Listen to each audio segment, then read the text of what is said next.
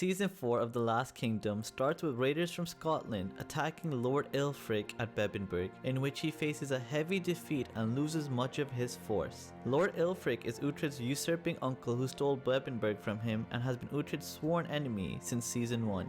Finan and Osferth, who have been spying on Aelfric during this time, quickly return to Cockham and tell Uhtred of Aelfric's losses, and this being the opportune time to launch an attack on Bebbanburg, and this is a sentiment Uhtred agrees with as well. He goes to Wessex to ask Edward for support, but Edward refuses to help him, forcing an infuriated Uhtred to leave with his own few men, Father Beocha, and his son, young Uhtred, to go and capture Bebbanburg on his own.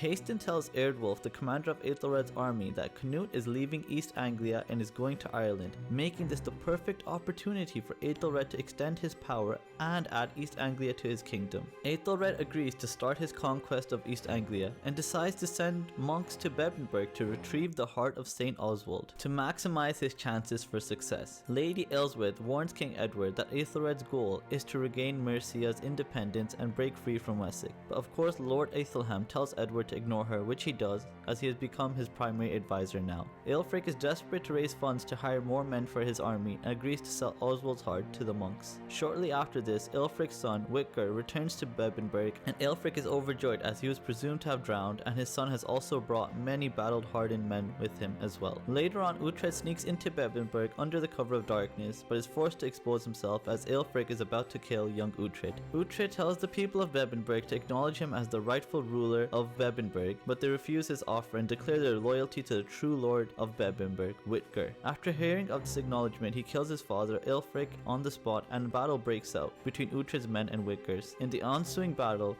many of Uhtred's warriors are killed, including his beloved Beocha, as Uhtred and his warriors barely manage to escape from Bebbanburg with their lives. Canute sends his twin boys away with Haston to keep them safe and away from the upcoming battle that he knows will happen at some point with the Saxons, and Brida admits to Haston that she is pregnant with Canute's child as well, but she wants to keep this a secret until the battle is over. While Aethelred has taken all his forces to conquer East Anglia, he has left Mercia undefended, and Canute and his Danish forces have started to conquer much of the Mercian lands. Aethelflaed and Edward are having contrasting views on how to proceed with the battle ahead with Canute, with Aethelflaed demanding an immediate fierce response by all forces in Edward's control, while Edward thinks it's best to wait till Aethelred returns and have the Mercian forces join them in the upcoming battle as well. Seeing that Edward's mind cannot be changed and the huge amount of her Mercian common folk being slaughtered by Canute results in Aethelflaed secretly leaving Wessex to raise the Mercian Fyrds. Aelswith knows that they will need all the help they can get to fight off the Vikings, so she sends Father Prelig to Wales to ask for help from King Hywel in the upcoming battle. On the other side of the country, Aethelred is making good progress in capturing East Anglia from the Vikings and is able to gain many swift victories with his Mercian forces under the command of Eorwulf.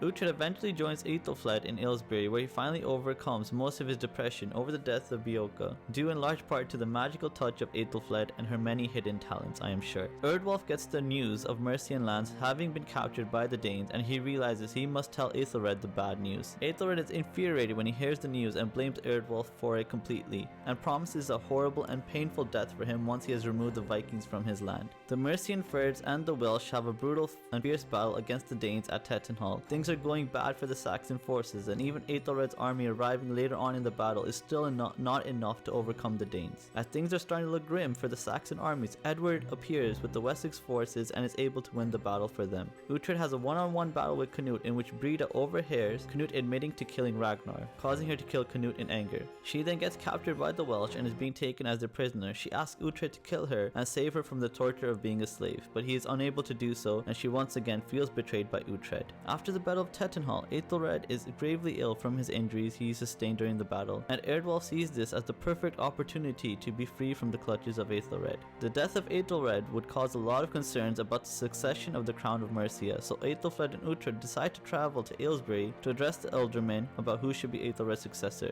Foreseeing the political instability that could occur in Mercia, Edward arrives in Aylesbury with his army and plans to find a suitable suitor for his niece and assure a peaceful transition of power. Edward considers betrothing Aelfwine to Eardwulf, and when Eardwulf goes to a dying Aethelred to get his blessing, Aethelred tells him that he will never let his daughter get married to scum like him. After hearing these searing words, he kills Aethelred in a fit of anger. Uhtred goes to Saltwick, where his daughter Deora, Aethelflaed's daughter Aelfwine, and Edward's first son Aethelstan reside. Edith eventually finds Uhtred and they reunite route to meet Aethelflaed and encounter many starving Saxons on the way who are fleeing from the plague. Back in Mercia, the Ealdormen refuse to confirm Eardwulf's betrothal to Aelfwine and begin to resent Wessex's interference in Mercia's business. Eardwulf and the Mercian soldiers track down Uhtred and his companions, but when they try to capture Aelfwine, Adis tells the Mercian soldiers that Eardwulf murdered their lord, Aethelred, causing the Mercian soldiers to turn on Eardwulf and forcing him to flee for his life. Uhtred sneaks back into Aylesbury and enters the Witten and tells the Ealdormen and Edward of Eardwulf's treachery, but Edward tells Uhtred he is a traitor and has him imprisoned instead. Aethelham then tortures Uhtred in a failed attempt to establish the whereabouts of Aelfwine, but this torture was not done on Edward's order, and he dismisses Aethelham as he does not trust him any longer.